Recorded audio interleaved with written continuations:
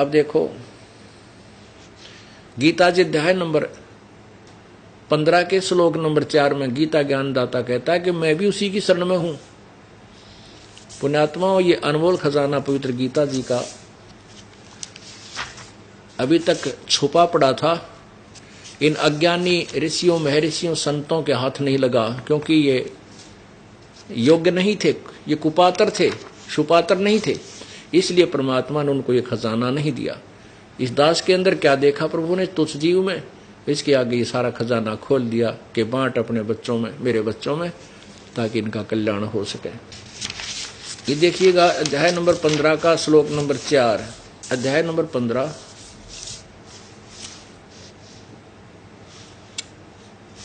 श्लोक नंबर 4। यहां इस 4 का अर्थ है, ये 325 पृष्ठ, अब 326 पेज का अर्थ किया है।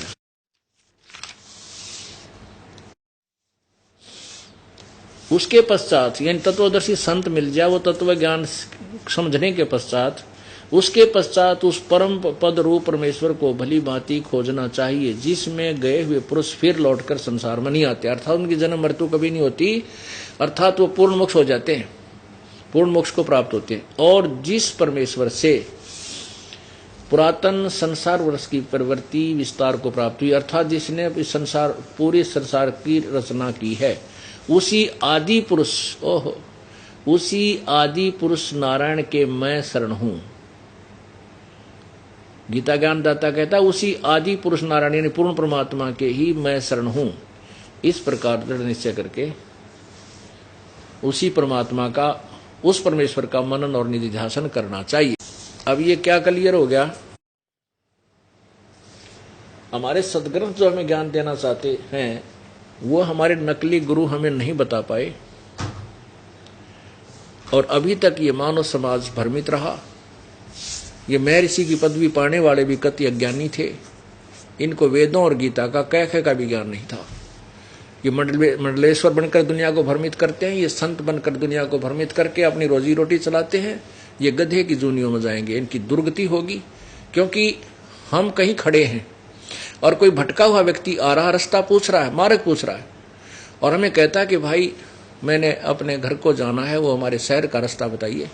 और उस अज्ञानी को पता नहीं, वो कहता 2 रुपये निकाल फिर बताऊं, गाइड बन जाता है, 2 रुपये भी ले लिए और उल्टा रास्ता दे दिया, उसको पता ही नहीं था। तो ऐसे निकम्मे आदमी से अच्छा तो वो ना बताता, ताकि वो गलत रास्ते जाकर के लंबा सफर और ना तय करता। ऐसे ही अज्ञानी संत गुरु जो बनकर के दुनिया को भ्रमित कर रहे हैं, इनको ना भगवान का मार्ग, ना सतलोक का मार्ग, ना कोई रास्ता पता। ये वैसे ही अपने रोजी रोटी के लिए दुनिया को भ्रमित करके अपना कर्म बिगाड़ रहे हैं, अपने मनुष्य जीवन को बर्बाद कर रहे हैं।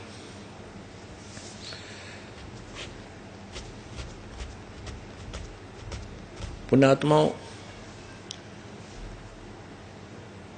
जैसे अभी गीता जी अध्याय नंबर 18 के श्लोक नंबर 64, अध्याय नंबर 15 के श्लोक नंबर 4 में आपने सुना कि गीता ज्ञान दाता ये ब्रह्म ज्योति निरंजन श्री कृष्ण के शरीर में प्रवेश करके प्रेत की तरह बोल रहा है। वो कह रहा है कि मैं भी उसी परमात्मा की शरण में हूं, मेरा पूज्य देव भी वही है, तुझे गुप्त से गुप्त भेद बताता हूं। एक समय की बात है, गोरखनाथ जी बनारस में आ गए। जिस समय कबीर परमेश्वर जी लीला करते हुए वहां बनारस में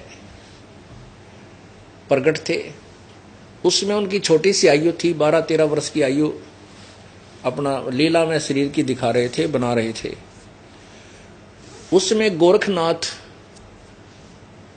क्योंकि गोरखनाथ जैसे जो सिद्धि होती है, जैसे भर्तृहरि गोपीचंद वगैरह हैं, ये मोक्ष नहीं है। इनको एक ऐसी सिद्धि प्राप्त हो जाती है कि कुछ समय तक ये अपना इस शरीर को इतने स्वतंत्र होते हैं ये कि जब चाहे जहां चले जाते हैं और वहां शरीर अपना स्थूल शरीर प्रकट कर सकते हैं। उनका तेज पुंज का हल्के से ना मामूली से बहुत ही निम्न सतर का तेज पुंज का शरीर होता है, लिंग शरीर जिसको कहते हैं। वो जहां जाए प्रकट होकर के अपना कुछ समय वहां दिखाई दे जाते हैं और फिर अंतर ध्यान हो जाते हैं। ये भटकते रहते हैं, चलते फिरते रहते हैं, लेकिन मोक्ष नहीं है। अन्य साधकों से अच्छे हैं जो सीधे भूत बन जाते हैं। तो ऐसे ही गोरखनाथ जी काशी में क्या हुआ कि रामानंद जी वैष्णव परंपरा से थे और रामानंद जी ने वहां अन्य गिरी पुरी या जो वैसे को जाड़े झपटे लानिए थे, उन सब के जो नकली सन्यासी थे उनकी सबकी दुकानें बंद करवा दी और जो नाथपंथी थे उन सब के छक्के छुड़ा दिए अपने वेदों और गीता अनुसार जैसा उसने ज्ञान था। तो वहां नाथ पंथ का ह्रास होते देख करके नाथ पंथियों ने अर्ज की, तो वहां ये गोरखनाथ जी आगे प्रकट हुए। तो उनको अन्य किसी को नहीं पता था कि गोरखनाथ है, लेकिन ऐसा पता था कि बड़े सिद्ध पुरुष हैं। और उन्होंने आकर के रामानंद जी को शास्त्रार्थ के लिए ललकारा। रामानंद जी को पता था कि सिद्ध पुरुष है, सिद्ध पुरुष थोड़ी सिद्धि दिखा देते हैं, जनता उनके पीछे हो लेती है, उनकी विजय हो जाती है और ज्ञान को कोई आधार नहीं मानते क्योंकि ये शिक्षित नहीं है। इसलिए रामानंद जी हिचक गए कि भी बात बिगड़ेगी, ये सिद्ध जीत जाएगा और हमारी परंपरा का ये नष्ट कर जाएगा। क्या शर्त रखी गई थी कि जो भी हारेगा वो जीतने वाले का शिष्य बनेगा, उसके सारे शिष्य भी उसी की परंपरा को अडॉप्ट करेंगे, स्वीकार करेंगे। अब रामानंद जी ने सोचा ये तो नाश करेगा भाई, चिंतित हो गया। परमात्मा कबीर भगवान पूर्ण परमात्मा उस समय लीला में शरीर में 12-13 वर्ष की आयु के थे। उन्होंने कहा स्वामी जी आज चिंतित कैसे हैं? रामानंद जी ने कहा परमात्मा जो कबीर जी एक लीला कर रहे थे और रामानंद जी को अपना गुरु माने हुए थे, बना रखा था, गुरु धारण किया था इस परंपरा को बनाए रखने के लिए। तो रामानंद जी ने कहा क्या बताऊं परमेश्वर, एक समस्या आ पड़ी है कि एक बहुत बड़ा सिद्ध आया है और सिद्ध पुरुष ने आकर के हमें ललकारा है, हमारे से शास्त्रार्थ करने के लिए कहा है और शर्त रखी है कि जो हारेगा जीतने वाले का वो शिष्य होगा, पूरी अनुयायी भी उसी के शिष्य होंगे। और ये समाज जो है भोली आत्मा है, ये सिद्धि और जंतर मंत्र को ज्यादा पसंद करते हैं, इसलिए वो सिद्धि कोई दिखा देगा, ये सारे उसके साथ हो जाएंगे, ताली बजा देंगे और हमारी हार हो जाएगी। हमारे बहुत अनमोल ज्ञान को वो नष्ट कर देगा, इस मार्ग को भ्रष्ट करेगा। रामानंद जी कह रहे हैं कबीर परमेश्वर से कि ये चिंता मुझे खा रही है। परमात्मा बोले प्रभु, परमात्मा कबीर जी बोले, कहने लगे स्वामी जी दो पहलवान घुड़ेंगे, दो मल कुश्ती करेंगे, तो दो माल कुश्ती करेंगे तो एक जीतेगा एक हारेगा, कोई बात नहीं, चलते हैं सामना करेंगे, कोई बात नहीं, प्रभु रक्षा करेगा। अब रामानंद जी को पता था कि कबीर परमेश्वर के सामने कोई टिकने वाला नहीं है, इसने कह दिया अभी तो बात बिगड़े को नहीं, तो चले गए। क्या हुआ, वो स्वीकार हुआ और उसके लिए अगला दिन जो नेक्स्ट डे शास्त्रार्थ यानी वार्ता का तय हो गया, समय निर्धारित हो गया। एक तरफ तो रामानंद जी का आसन लगा रखा था, एक तरफ नाथ जी का आसन लगा रखा था और नाथ जी ने वहीं पर अपना एक त्रिशूल गाड़ रखा था।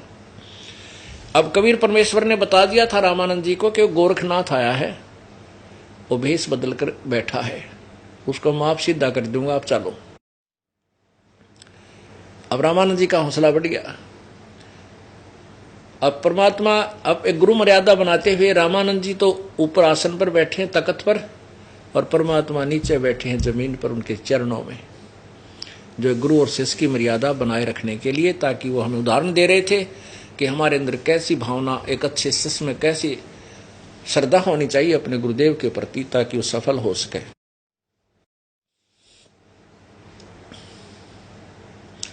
तो गोरखनाथ जी ने कहा कि रामानंद मेरे साथ चर्चा करो ज्ञान की। कबीर साहब खड़े हुए, कहने लगे गोरखनाथ पहले गुरुजी, मेरे गुरुदेव मेरे साथ चर्चा कर, पीछे मेरे गुरुजी से बात करना। जब चेला तो निमट दो, पहले पाछे जाइए गुरुजी के पास। तो तब गोरखनाथ कहने लगा कि ए बालक, तो कब तक बैरागी बन गया, कब से तू सन्यासी हो गया? परमात्मा बोले कि इन बातों ने छोड़ तू, मैं कब तो सन्यासी हो गया, कि मेरी के उम्र है। कहने लगा तेरी के आयु है, तू गोरखनाथ से वार्ता करेगा, तेरी उम्र ही क्या है?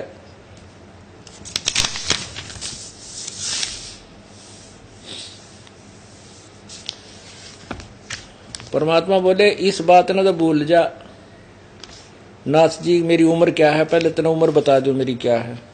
गोरखनाथ जी कहते हैं कब के भये बैरागी, कबीर जी कब से भये बैरागी।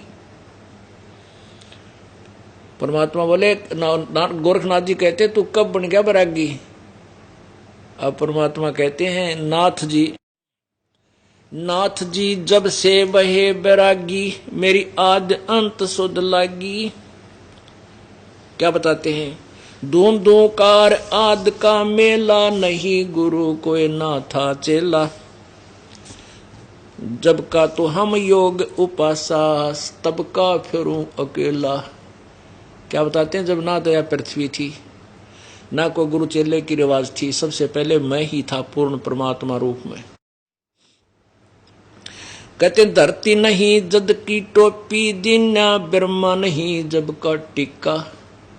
क्योंकि उस दिन परमात्मा कबीर जी वैष्णव साधुओं जैसा रूप बना कर रहे थे। सिर पे एक टोपी, गले में एक कंठी की माला, माथे में एक तिलक है, और हाथ में करमंडल, एक लाठी डंडा सा सिक्का डंडा। तो कहते हैं ये तो नकली ले रहा हूं मैं, असली जो मेरे टिक्का और जो कुछ मेरे हाथ में करमंडल हैं वो बताता हूं। धरती नहीं जब की टोपी, दीना ब्रह्मा नहीं जद का टीका। और शिव शंकर से योगी ना थे, जब का झोली सिक्का। ये तो कहते हैं मैं तो पहले से ही पूर्ण परमात्मा हूं, और पहले से ही मैं ये सब वैरागी समझ, मुझे कुछ भी किसी संज्ञा से बोध कर, मैं वही संबोधित कर वही हूं। तेरा ना ब्रह्मा था, ना विष्णु था, ना शिव जी, मैं तब का तब से हूं। धरती नहीं जद का टोपी, दीना ब्रह्मा नहीं जद का टीका। और शिव शंकर से योगी ना थे, यो तब का झोली सिक्का। द्वापर को हम करी फावड़ी, त्रेता को हम दंडा।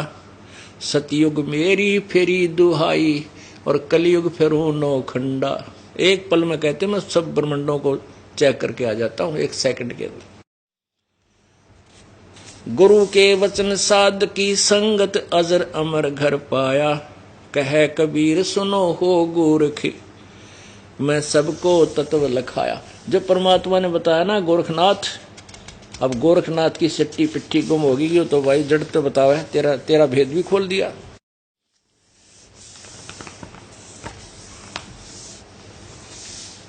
अब क्या पूछा था नाथ जी ने? गोरख योगी नाथ प्रतापी, तासो तेज पृथ्वी कापी। काशी नगर में सो पग पर ही, रामानंद से चर्चा करही। चर्चा में गोरख जय पावे, कंठी तोड़े तिलक छुड़वावे। सत कबीर शिष जो भयऊ, ये वरतात सो सुन लेहू। गोरखनाथ के डर के मारे, बैरागी ना भेख संवारे। तब कबीर आज्ञा अनुसारा, वैष्णव सकल भेद अनसवारा। रूप संवारा सो साधु गोरख, सो सुध गोरखनाथ जो पायो। काशी नगर सिगर चल आयो, रामानंद को खबर पठाई। चर्चा करो मेरे संग आई। रामानंद की पहली पौड़ी, सत कबीर बैठे तिस ठोरी। कहे कबीर सुन गोरखनाथा, चर्चा करो हमारे साथा। प्रथम चर्चा करो संग मेरे, पीछे मेरे गुरु को टेरे। बालक रूप कबीर निहारी, तब गोरख अस वचन विचारी उचारी। अब क्या कहता गोरखनाथ? बोला कि तेरी क्या उम्र है, छोटा सा बालक, और तू चर्चा करेगा मेरे साथ, गोरखनाथ के साथ? तेरी क्या उम्र है, छोटा सा बालक? तो बोला ले भाई आयु सुन ले मेरी उम्र क्या है। परमात्मा बताते हैं जो बूझे सोए बावरा, क्या है उम्र हमारी। असंख्य युग पर ले गए मैं तब का ब्रह्मचारी, असंख्य युग पर ले हो लिए मैं तब का ब्रह्मचारी। कोट निरंजन हो गए परलोक सिधारी, तब हम तो सदा महबूब हैं स्वयं ब्रह्मचारी। अरबों तो ब्रह्मा गए 49 करोड़ कन्हैया, और 7 करोड़ तेरे शंभू मर गए मेरी एक नहीं पलैया।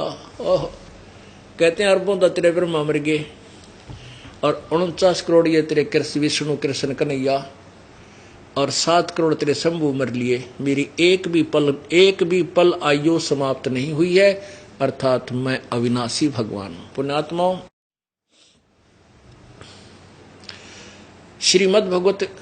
श्रीमद् देवी भागवत पुराण 3 स्कंद में गीता प्रेस गोरखपुर से प्रकाशित स्वयं ब्रह्मा विष्णु महेश तीनों कहते हैं हम तो नासवान हैं, हमारी जन्म मृत्यु होती है, हम अविनाशी नहीं हैं। और ये अज्ञानी लोग इन्हीं को अविनाशी अजरो अमर बता करके दुनिया को गुमराह करते आए हैं। अब देखिएगा, आपको थोड़ा सा श्री देवी पुराण की झलक दिखाते हैं। पुण्यात्माओं, ये तत्व ज्ञान है। अब इसका सूर्य उदय हो रहा है, इसमें रह कर प्रूफ देने पड़ेंगे, प्रमाण देने पड़ेंगे, तब श्रोता को विश्वास होगा कि सचमुच ये संत सच्ची कह रहे हैं। नहीं तो हमारी सत्य को भी असत्य मानते हैं, क्योंकि पहले इन्होंने असत्य अज्ञान बहुत सुन रखा है, इतना सुन रखा है कि कोई अंदाजा नहीं।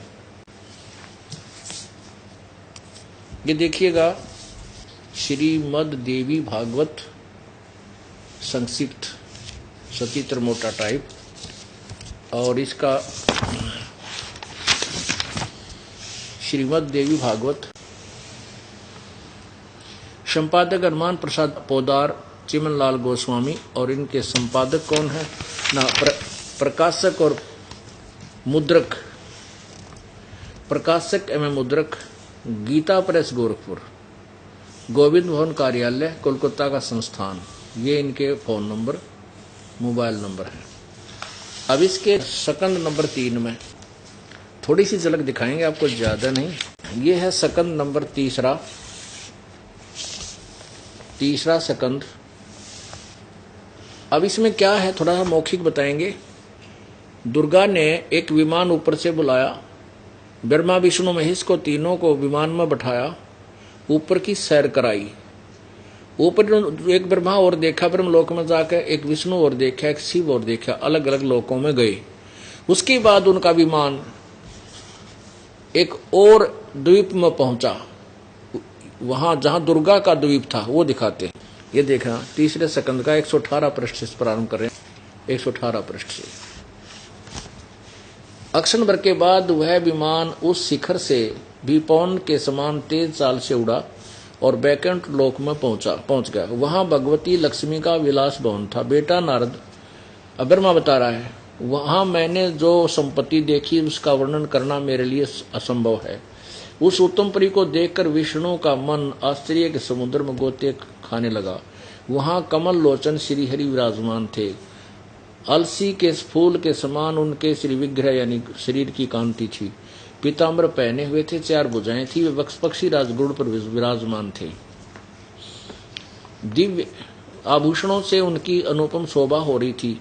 प्राण प्रिया लक्ष्मी जी चंवर डुला रही थी। उन सनातन श्रीहरि की झांकी पाकर हम सभी भौचक्के से रह गए। ब्रह्मा विष्णु महेश जो विमान में बैठे थे, वह तीनों कहते हैं एक और विष्णु देखा, वो काल था, भौचक्के से रह गए। एक दूसरे को देखते हुए हम विमान में एक उत्तम आसन पर बैठे रहे। इतने में पवन से बातें करता हुआ वह विमान तुरंत उड़ गया। आगे अमृत के समान मीठे जल वाला समुद्र मिला। उसका जल बड़ा ही मधुर था और वहीं एक मनोहर द्वीप था उस समुद्र में। उसी द्वीप में एक मंगल में मनोहर पलंग बिछा था। उस पलंग में सुंदर वस्त्र जड़े थे। उस उत्तम पलंग पर एक दिव्य रमणी बैठी थी। वे ऐसी प्रभावपूर्ण देवी थी मानो करोड़ों बिजलियां एक साथ चमक रही हों। अत्यंत सुंदर मुख था, लाल लाल दांत थे, करोड़ों लक्ष्मियों से भी अधिक वह सुंदर थी। अब ब्रह्मा कहता है कि उन्हें देखकर जो हमारे साथ बैठा था विष्णु, काल का पुत्र, ये तीनों ब्रह्मा विष्णु महेश जो विमान में बैठे ऊपर जा रहे थे, उन्हें देखकर हम सभी महान आश्चर्य में पड़ गए। कुछ समय तक हम वहीं ठहरे रहे, आपस में कहने लगे सुंदरी कौन है और इसका क्या नाम है, हम इसके विषय में बिल्कुल अनभिज्ञ हैं। इससे हजार नेत्र हजार आते। नारद यों संदेहग्रस्त होकर हम लोग वहीं रुके रहे। तब भगवान विष्णु ने उन चारों साहिनी भगवती को देखकर विवेक पूर्वक निश्चय कर लिया। अब काल ने इनकी बुद्धि खोल दी। अब विष्णु को अपने जन्म की याद आ गई, बालकपन की। निश्चय कर लिया कि यह भगवती जगदम्बिका है। तब उन्होंने कहा कि यह भगवती हम सभी की आदि कारण है। आदि कारण माने हमें जन्म देने वाली। महाविद्या और महामाया इसी के नाम, इसके नाम है, इनके नाम है। ये पूर्ण प्रकृति है। ये दुर्गा को प्रकृति भी कहते हैं, ये याद रखना। आगे देखना 120 पृष्ठ पे, 120 पृष्ठ। ये मूल प्रकृति है, सदा परम पुरुष के साथ रहती है। पुरुष माने भगवान, और ब्रह्मांड की रचना करके परम पुरुष को ये दिखाया करती है। परम पुरुष दृष्टा है। ये वे ही दिवांगना है। विष्णु जी कह रहा है ये वे ही दिवांगना है, यानी ये सुंदर देवी है जिनके प्रलय वर्ण में मुझे दर्शन हुए थे। उस समय मैं बालक रूप में था, छोटा सा बच्चा था, और मुझे पालने में ये झुला रही थी। वट वृक्ष के पत्थर पर एक सुंदर सुदृढ़ सैया बिछी थी। उस पर लेटकर मैं पैर के अंगूठे को अपने कमल जैसे मुख में लेकर चूस रहा था। इन्हें देखकर मुझे पहले की बात याद आ गई, बचपन की। काल ने बुद्धि खोल दी, वो पिछली रील चला दी अपने बचपन की। ये हम सबकी जननी है, माता है। इनके विषय में मेरी जितनी जानकारी है तथा मैं जो कुछ अनुभव कर चुका हूं वह तुम कहता हूं, सुनो। ये बता दी, ठीक है। आगे देखो, अब 123 पृष्ठ हम आपको दिखाएंगे। ये 5, 4 और 5 चौथे जाएगा। भगवान विष्णु महिमा कर रहे हैं अपनी दुर्गा माता के। तुम शुद्ध स्वरूपा हो, यह संसार तुम्ही से उद्भासित हो रहा है। मैं ब्रह्मा और शंकर, हम सभी तुम्हारी कृपा से विद्यमान हैं।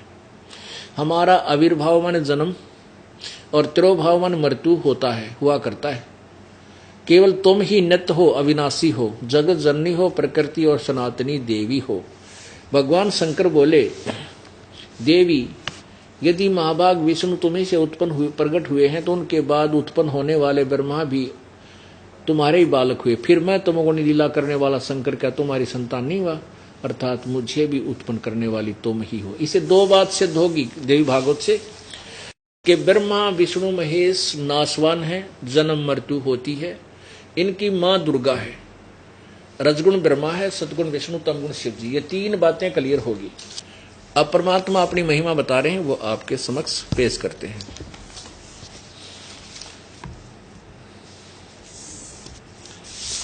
जो बूझे सोए बावरा, क्या है उम्र हमारी। असंख्य युग पर लय हो गए, हम तब के ब्रह्मचारी ही। अरबों तो ब्रह्मा गए, 49 करोड़ कन्हैया, और 7 करोड़ तेरे शंभु मृगे, मेरी एक पलैया, मेरी एक नहीं पलैया। कोटन नारद हो गए ये मोमंद से चारी, देवतन की गिनती नहीं क्या सृष्टि बिचारी। ना बूढ़ा ना बालक ना कोई भाट भिखारी, कहे कबीर सुनो वो गोरख, ये है उम्र हमारी। पुण्यात्माओं, एक ब्रह्मा जी की आयु कितनी होती है? अब आपने पहले शब्द में सुना था कि कोटि निरंजन हो गए परलोक सुधारी। अभी आपने सुना इसी शब्द में कि कोटिक निरंजन हो गए परलोक से धारी, हम तो सदा महबूब हैं स्वयं ब्रह्मचारी। परमात्मा कह रहे हैं कि तेरी ज्योति निरंजन भी करोड़ों बार मर लिया। परलोक से धारणा माने मृत्यु होना। अब इनकी मृत्यु बताते हैं। जैसे गीता जी अध्याय नंबर 4 के श्लोक नंबर 5 में, 4 में, श्लोक नंबर 5 में और 9 में क्या कहा कि अर्जुन तेरी और मेरे बहुत जन्म हो चुके, तू नहीं जानता मैं जानता हूं। गीता जी अध्याय नंबर 2 के 12 में भी ये कहा कि अर्जुन ये मत समझ कि सभी सामने खड़ी सेना, ये सैनिक या योद्धागण और तू और मैं पहले नहीं थे या आगे फिर ना जन्म होगा।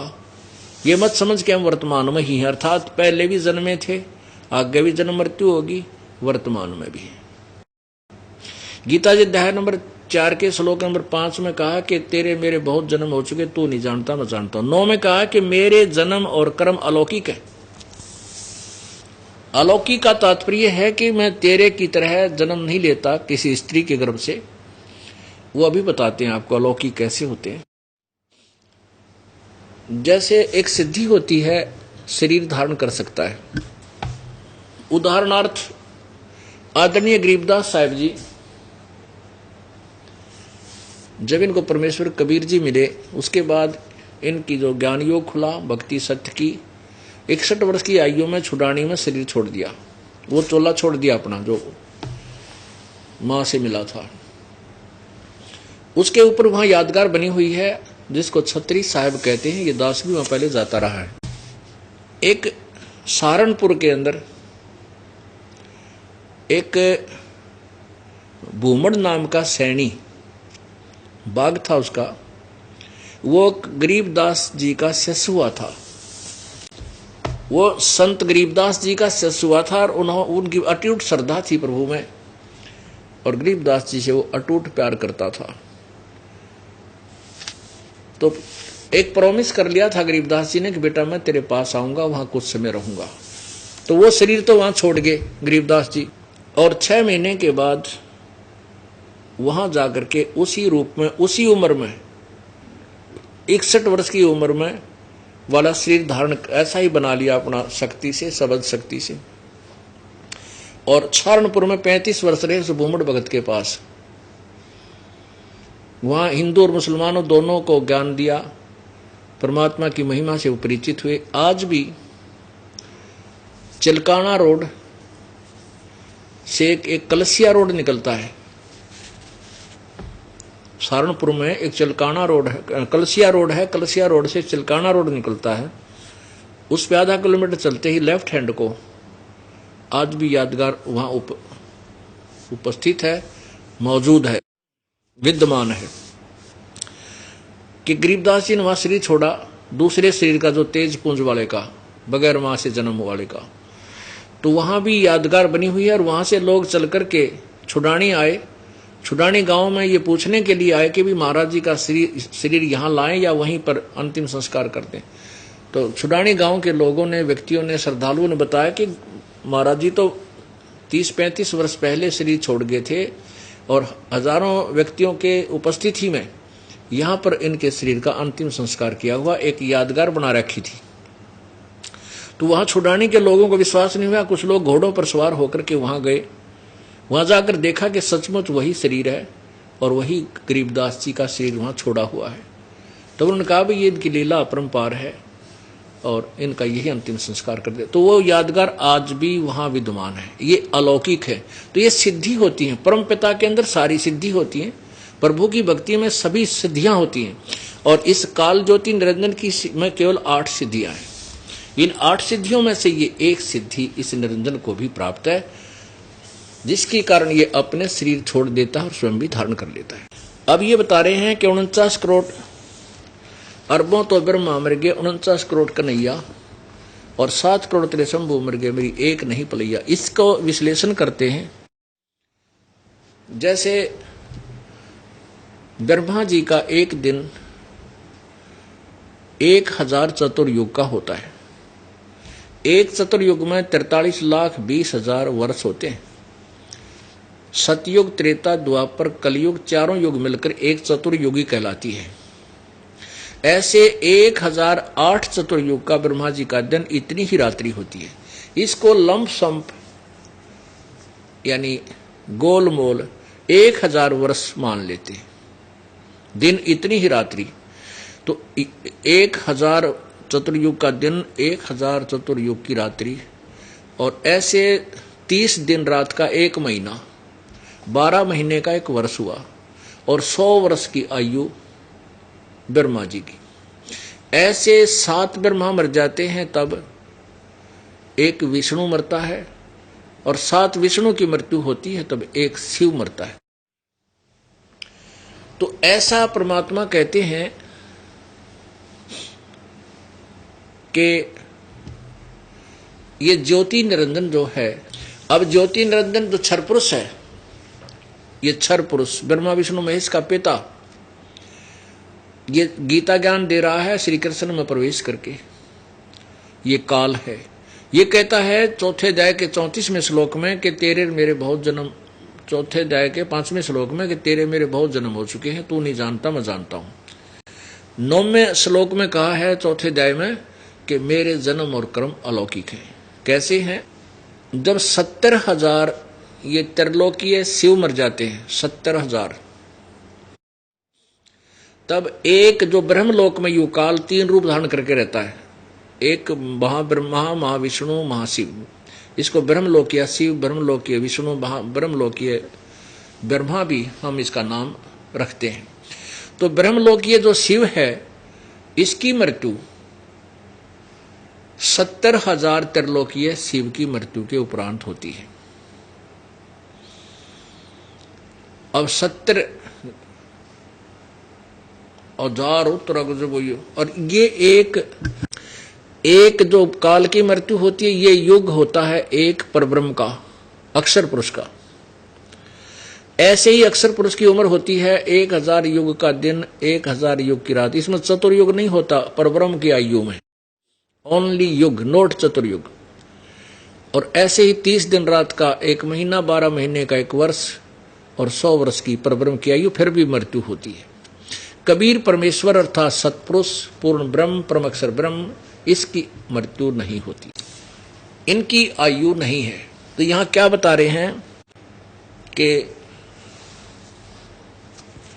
अरबों तो ब्रह्मा गए, ये 49 करोड़ कन्हैया, और 7 करोड़ तेरे शंभु मुर्गे, मेरी एक नहीं पलैया।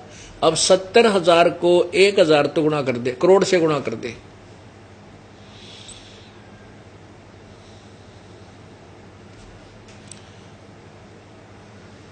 एक 1000 से गुना कर दे 70। तो ऐसे कहते हैं 7 करोड़ तेरे शंभु मृगे, जहां 1000 बार ये निरंजन मर लेता है, 1000 बार ज्योति निरंजन भी मर लेता है, तब एक ब्रह्मांड का विनाश होता है।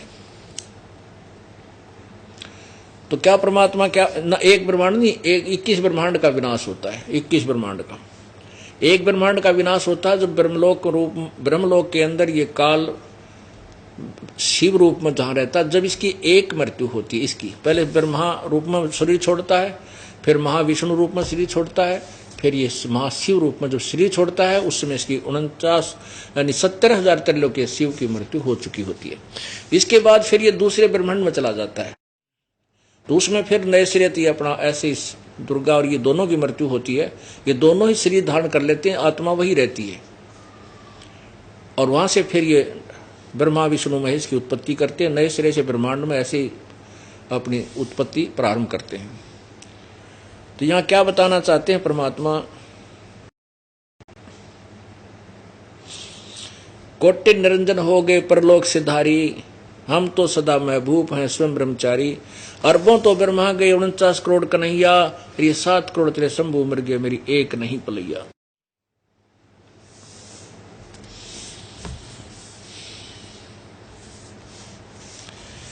अब आगे क्या बताते हैं,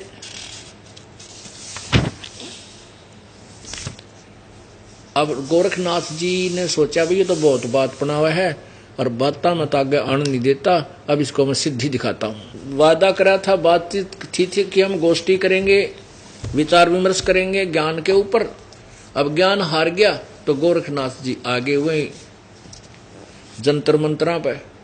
नाथ जी कहने लगे कि बच्चा तू बातें बहुत बनाता है, अभी मैं तेरे से निपटता हूं। नाथ जी अपने आसन से उड़े आकाश में सिद्धि से, और जो त्रिशूल गाड़ रखा था 6-7 फुट का ऊंचा, उसके ऊपर 3 ऐसे तीर होते हैं। एक लोहे की, नीचे लोहे का डंडा सा होता है, जमीन में गाड़ दिया जाता है, नीचे भी उसका एरो नोकीला होता है। और नाथ जी सिद्धि से ऊपर जाकर के उसके ऊपर विराजमान हो गए, ऐसे बैठ गए, सिद्धि से उसके ऊपर विराजमान हो गए। और कबीर परमेश्वर से कहा कि ए बालक, ए कबीर जी, यदि मेरे से चर्चा करनी है ज्ञान की, मेरे इक्विवेलेंट आसन पर आ जा, मेरे बराबर आसन में विराजमान हो, तब मैं तेरे से बात करूंगा, अन्यथा तुम हार गई। परमात्मा ने कहा, नाथ जी, आपकी और हमारी जो विचार थे, आपकी और हमारी जो बात हुई थी, वायदा हुआ था, वो विचार विमर्श करने का, ये जंतर मंतर करके दुनिया को भ्रमित करने का नहीं था। आप उसी स्थान पर आओ और बात कर ढंग से। कहने लगा, तुम्हारे पास कुछ नहीं है, इसलिए तुम दुनिया को गुमराह करते हो। नाथ जी बोले, और आ मेरे बराबर में बैठ बात कर, तब मैं तेरी बात सुनूंगा, अन्यथा नहीं सुनता। अब लोगों ने ताड़ी बजा दी, वाह वाह, गोरखनाथ जी ने कमाल कर दिया।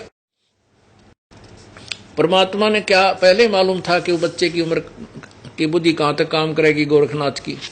कबीर साहब ने जो जेब में एक जो है ना धागे की रील डाल रखी थी, क्योंकि जुलाहे का काम करते थे, और पहले चरखा काता करती थी बुढ़ियाएं, वो चरखा काट करके सूत की बंडल बना दिया करते, छोटे छोटे कुकड़ी कहा करते हैं हमारे रोहतक जिले में, कुकड़ी यानी जैसे धागे की रील होती, कच्चे धागे की। तो परमात्मा उस धागे की रील को जेब में डाल लाए, पता था उनको, और वो रील निकाल ली धागे की बाहर, उसका एक सिरा पकड़ दिया और उसको ऐसे आदेश दे दिया, आकाश में फेंक दिया। वो ऐसे उधड़ के अनबंडल होगी वह, और सीधा धागा 150 फुट ऊंचाई तक ऊपर खड़ा होगा, सीधा खड़ा होगा। उसका दूसरा सिरा आसमान में 150 फुट की ऊंचाई पर था। एक सिरा जमीन पर, दूसरा सिरा 150 फुट की ऊंचाई पर आसमान में। परमात्मा कबीर जी वहां से उठे अपने आसन पर और उस आखिरी सिरे पर जाकर विराजमान हो गए और कहा, गोरखनाथ जी आजा मेरे बराबर में, यहां बैठ, वार्ता करेंगे। अब पुण्यात्माओं, ये नहीं था कि गोरखनाथ जी ऊपर और नहीं जा सकते थे, क्योंकि एक सिद्धि आकाश से उड़ जाई, एक सिद्धि जल पैर न लाई, एक सिद्धि जो बहुजुग जीवे, एक सिद्धि जो खावे न पीवे, काफी वर्षों तक जीवित रह सकता है। इस तरह सिद्धियां हैं, लेकिन ये सिद्धियां भक्ति के लिए, भगत मोक्ष के लिए नहीं है, ये तो दुनिया को भ्रमित करके अपने पीछे लाने के लिए। लेकिन परमात्मा के अंदर ये सिद्धियां सारी विद्यमान है, उन्हीं से इन्होंने तपस्याएं करके एकाधि प्राप्त करके ये प्रभु पाक जाते हैं। और जो इनके जीवन के लिए सबसे बड़े घातक होते हैं, काल का दाव लग जाता है, ये प्रभुता पाकर के दुनिया को भ्रमित करके यही काल के जाल में रह जाते हैं। अब नाथ जी ने चाहा था ऊपर को उड़ूं, लेकिन परमात्मा ने उसकी सारी सिद्धियां खींच ली, नष्ट कर दी, और वो जमीन पर जाकर घनौ पड़ा, जैसे पड़ाकर ऊंचे गदर देशी। सारे आड बोले गोरखनाथ के, वो जान गए कि ये कोई परम शक्ति है। पुण्यात्माओं, सिद्धि क्या है? जैसी ये घड़ी है, ये वॉच, इसको वैज्ञानिकों ने सिद्ध कर रखी है, सिद्धि बना दी कि ये चल रही है। इसमें लोहे की सुई है और इसके सामने चुंबक आ जाए, मैग्नेट सामने कर दिया जाए तो ये वहीं जाम हो जाएगी, 1 सेकंड भी आगे नहीं चल पाएगी। ऐसे ही परमपिता परमात्मा को चुंबक जानो, और ये छोटे मोटी सिद्धियां जो प्राप्त किए फिरते हैं ये संत महंत, ये ऐसे घड़ी जानो। उस चुंबक के सामने आते ही सारे जाम हो जाते हैं, उनकी सिद्धियां फेल हो जाती हैं। फिर नारद जी, गोरखनाथ का की यकीन हो गया, भाई ये तो सचमुच कोई परम संत, परम सिद्धि युक्त है, भगवान तो बहुत देर में मानेगा इसको। और गोरखनाथ जी समझ गए कि अब तेरी दाल गला नहीं। बुद्धिमान व्यक्ति वही होता है, तुरंत स्वीकार कर लेता अपनी हार को। कहा कि आप नीचे आओ, मेरी बात सुनो, मैं समझ गया आपकी, आप परम शक्ति है आपके अंदर। गोरखनाथ जी ने सोचा कहीं तू अभी अधूरी बात मान ले। कहने लगा, मैं एक परीक्षा और लूंगा आपकी, तब आपको गुरु मानूंगा, क्योंकि गुरु वो शर्त थी कि जो हारेगा वो शिष्य बनेगा। गोरखनाथ जी बोले मैं एक परीक्षा और लूंगा आपकी, फिर अगर आप उसमें सफल हो गए मैं आपका शिष्य बन जाऊंगा। कबीर साहब बोले वह भी काट ले अपनी फटक चल। कहने लगा कि वहां गंगा है, वहां से 200 फुट की दूरी पर गंगा दरिया बह रही थी बनारस में। कहने लगे गंगा के किनारे चलो, वो चले गए, कबीर जी भी चले गए, वो भी और भी दर्शक भी साथ हो लिए। गोरखनाथ जी ने कहा कि मैं इस दरिया में छुपूंगा तो मुझे ढूंढ देना। अब गोरखनाथ जी ने दरिया में छलांग लगा दी और मछली का रूप धारण कर लिया।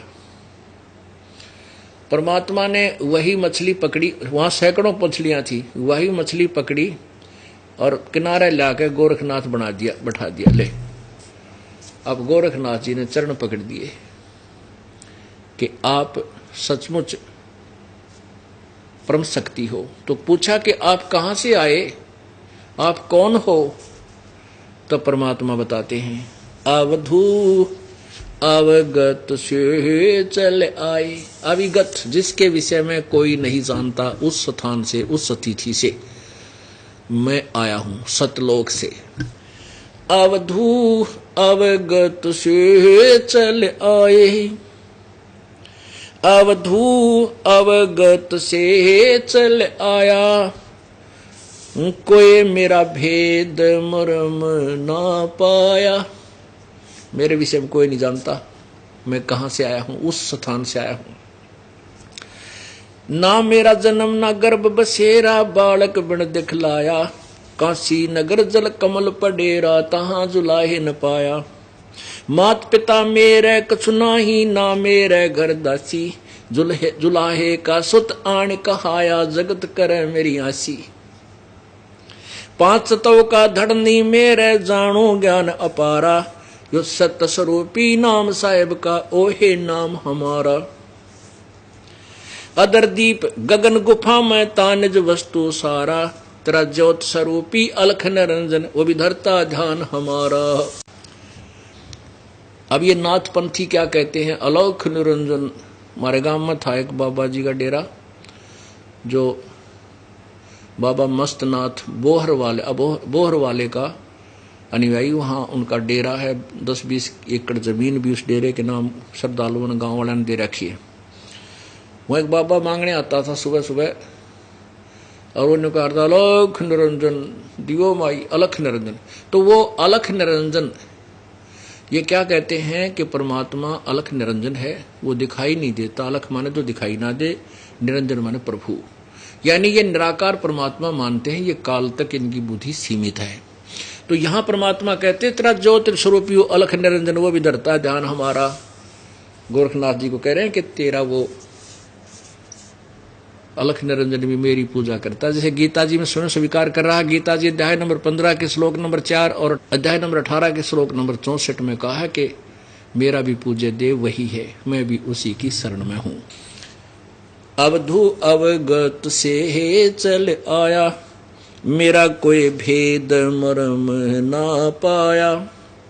ना मेरा जन्म ना गर्भ बसेरा, बालक बन दिखलाया, काशी नगर जल कमल पडेरा, तहां जुलाए न पाया।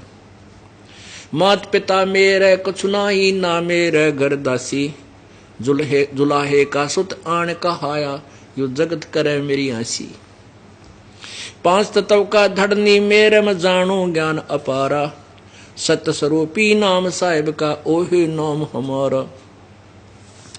अगर दीप गगन गुफा में तानिज वस्तु सारा, यो तेरा ज्योत स्वरूपी अलख निरंजन भी धरता ध्यान हमारा। हाड चाम लहू ना मेरे, कोई जाने सतनाम उपासी, यो तारण तरण अभय पद दाता, मैं हूं कबीर अविनाशी। अपने आत्माओं, परमात्मा ने कहा कि मात पिता मेरा नहीं, ना मेरे मात पिता हैं, ये तो इन्होंने मैं जंगल में मिला था, नीरू और नीमा ने।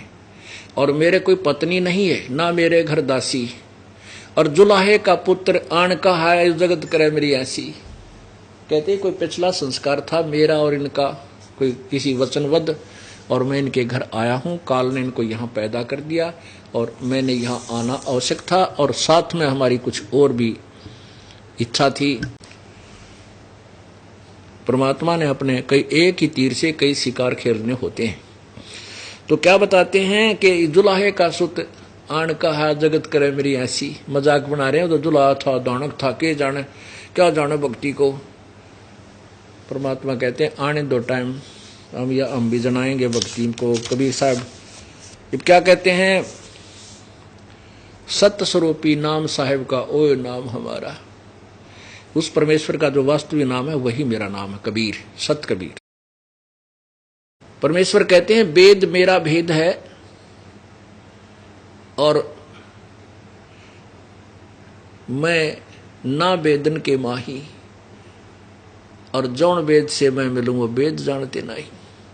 ये चारों वेद, ऋग्वेद, सामवेद, यजुर्वेद और अथर्ववेद, ये मेरा ही भेद बता रहे हैं, लेकिन मैं इन वेदों के आधार से मैं नहीं मिल सकता।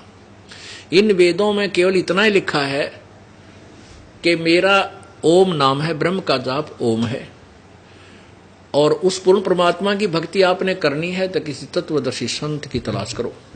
श्रीमद् भगवत गीता जी चारों वेदों का सारांश है।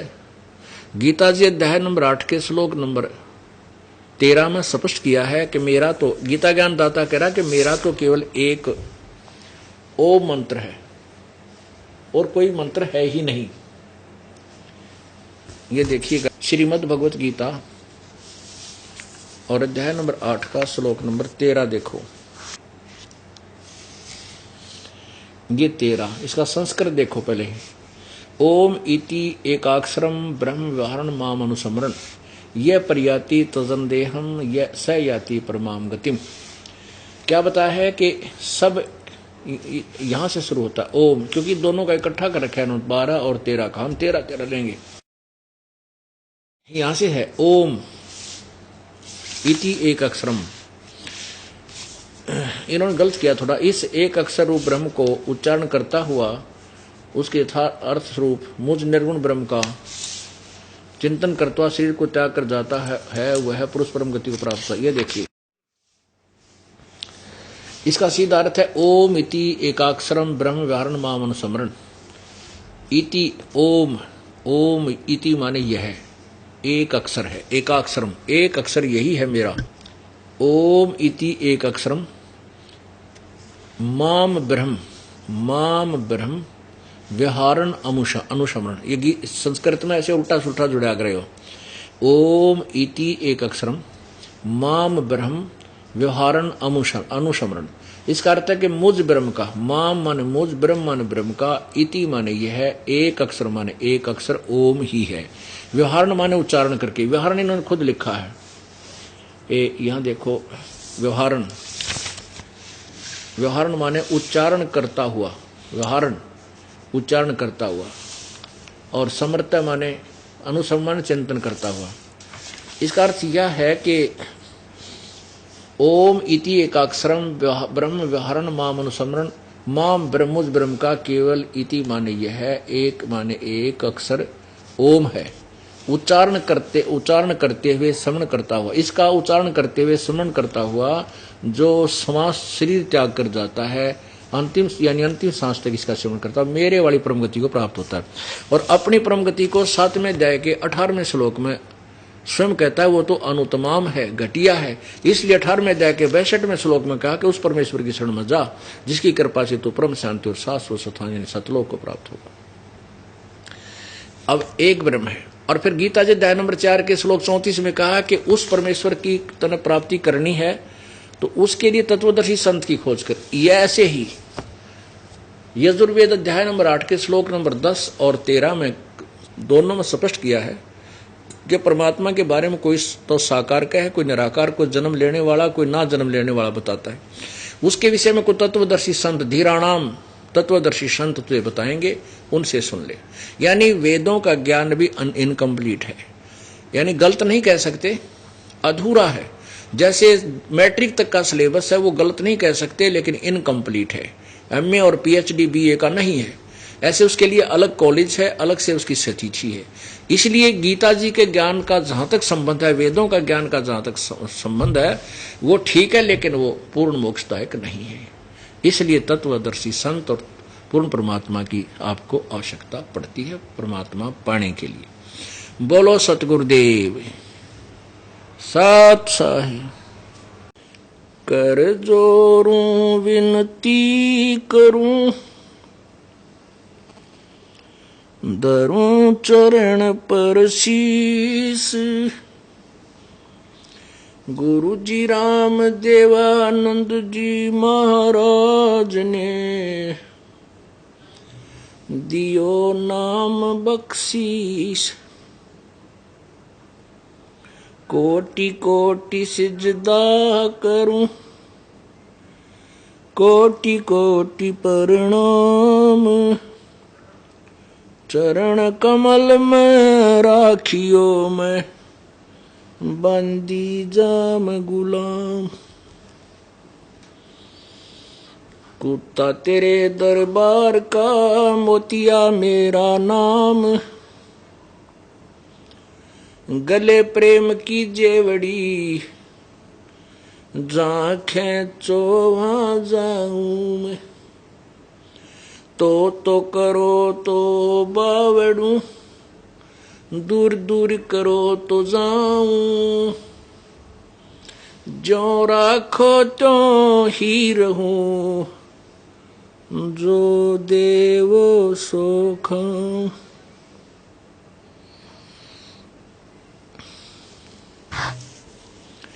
जय इब के सतगुरु मिले, सब दुख आँखों रोए। चरणों ऊपर शीस धरूं, कहूं जो कहनी हो। कबीर गुरु जी मिलेंगे, पूछेंगे कुशलात।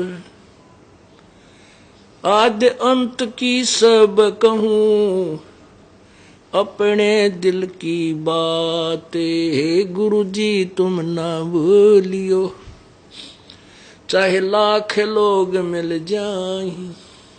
हमसे तुमको बहुत हैं, तुमसे हमको नहीं। तुम्हारे विसारे क्या बने, मैं किसकी शरण में जाऊं। शिव वृंच मुनि नारदा, इनके हृदय न समाऊं। अवगुण किए तो बहुत किए, करत न मानी हार। बावे बंदा बख्श दियो, बावे गर्दन उतारे। अब गुण मेरे बाप जी, बख्शो गरीब नवाज। जय मैं पूत कपूत हूँ, बोर पिता को लाज। मैं अपराधी जन्म का, नक्सक भरे विकार। तुम दाता दुख भंजना, मेरी करो संभार।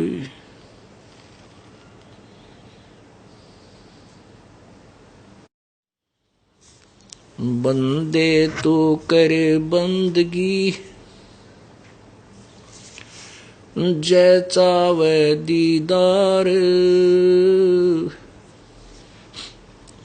अवसर मानुष जन्म का, भाई मिले न बारंबार।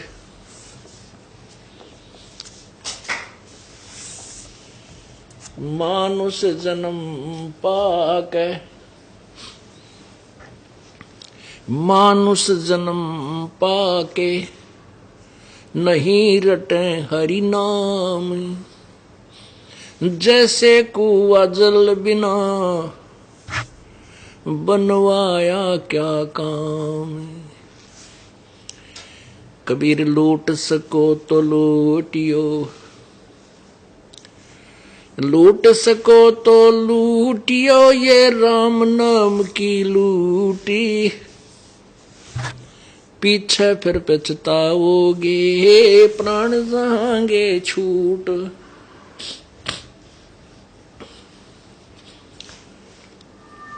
नहीं भरोसा देही का, विनस जावे छिन माही।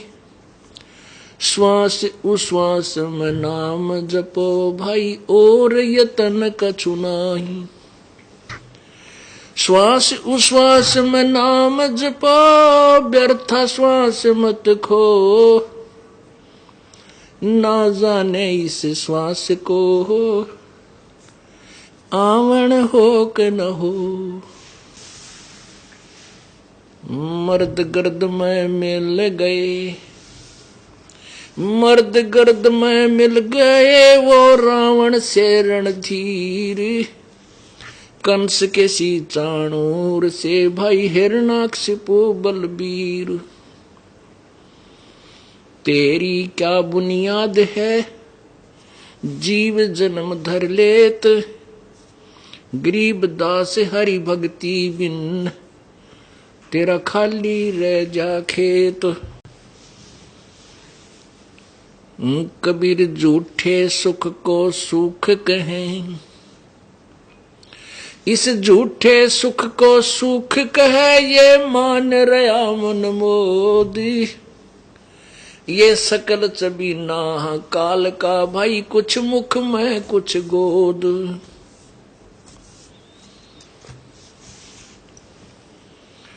बेटा जाया खुशी हुई, खूब बजाए थाल। ये तो आना जाना लगा हुआ है, ज्यों कीड़ी का नाल। परमपिता परमात्मा सारी सृष्टि के रचनहार, कुल मालिक, सभी आत्माओं के पिता, परमपिता कबीर परमेश्वर, हम कालजाल में फंसी हुई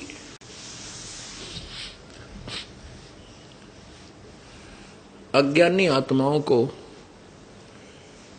अपनी जानकारी स्वयं ही देने के लिए आते हैं। परमात्मा बता रहे हैं, कबीर झूठे सुख को सुख कहे, ये मान रहा मनमोद। ये सकल चबीना काल का भाई, कुछ मुख में कुछ गोद।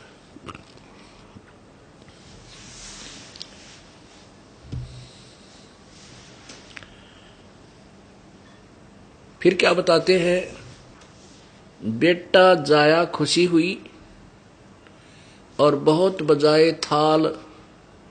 ये तो आना जाना लगा हुआ है, ज्यों चींटी का नाल। कीड़नाल बोलते हैं ना, कीड़ी का नाल। जैसे